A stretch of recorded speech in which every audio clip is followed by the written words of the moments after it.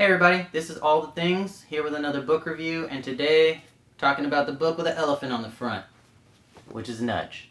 Now, Nudge was written by two people, which is Richard H. Thaler and Cass R. Sunstein. They worked together to write this book, and this, I think, is one of the craziest books that I've ever read.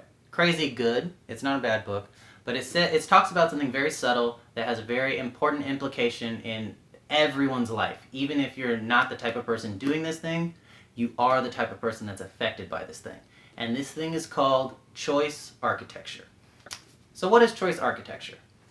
Choice architecture is when you are in charge of creating a system that gets people to make choices and how you make that system in order to get people to make choices. An example of this would be voting for president. So if you vote for president, normally like you have a ballot and you like bubble in on the ballot like next to whoever's name, there's like a bubble next to each name. Who you want to be president. And the choice architecture part of that is what order do you put those names in? Whose name do you put first and whose name do you put last? And that can have a lot to do with over a large group of people who votes on what. So there's little examples like that, or like if you work in human resources at a company that offers a retirement plan, and maybe you get to decide what the default retirement plan is for everybody in the company. Really what you did was choose the plan that most people are going to take, because most people are going to do the default. And so in terms of choice architecture, it's how do you create or how do you design the way people experience making choices. And this book goes into a lot of different examples of what that is, why it's important, and how it affects people in their everyday lives. The reason this book is called Nudge is because when talking about choice architecture, the effect of architecting a choice is to give somebody a nudge in a certain direction. And it may not be something that you intend, but it's something that happens. For example, at the grocery store, food is organized in a certain way, in certain shelves, on certain aisles, and the positioning of certain foods or items or whatever, make it easier or harder to see them, access them, and ultimately purchase them. Most of the time, the foods and the things at eye level or kind of reach level, easy reach level, are the things that most people buy. And the stuff that's way too high is something people don't look at, and the stuff that's way too low is something people don't look at.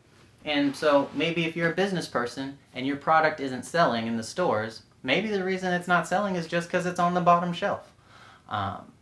And it may be a better product than the one that's within reach, but that's the thing people see, and that's the thing people grab because they can see it.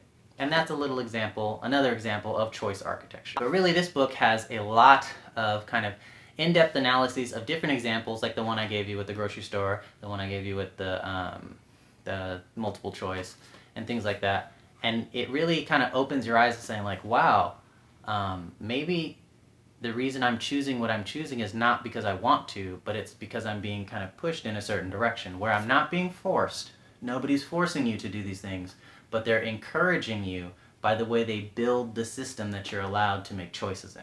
This book I think is ultra interesting, and I think it's a really good read for everybody because it alerts you to how people can subtly affect your opinions and your decisions by creating systems in which you make choices. The book is called Nudge. It took me like a week to read because I had to think about it. Mostly when I need to think about what's inside of the book, I need to stop and take a break and think, so it takes me longer to read. But it was not a difficult book to read at all. The concepts in here are really eye-opening, but they're not complicated math proofs. So I would highly recommend this book to read. It is 250 pages and doesn't really look like there's any pictures, but that's okay. There's some graphs in this book. I think I've been reading a lot of graph, no picture books lately, but I would recommend this book, Nudge, again by Richard H. Thaler and Cass R. Sunstein.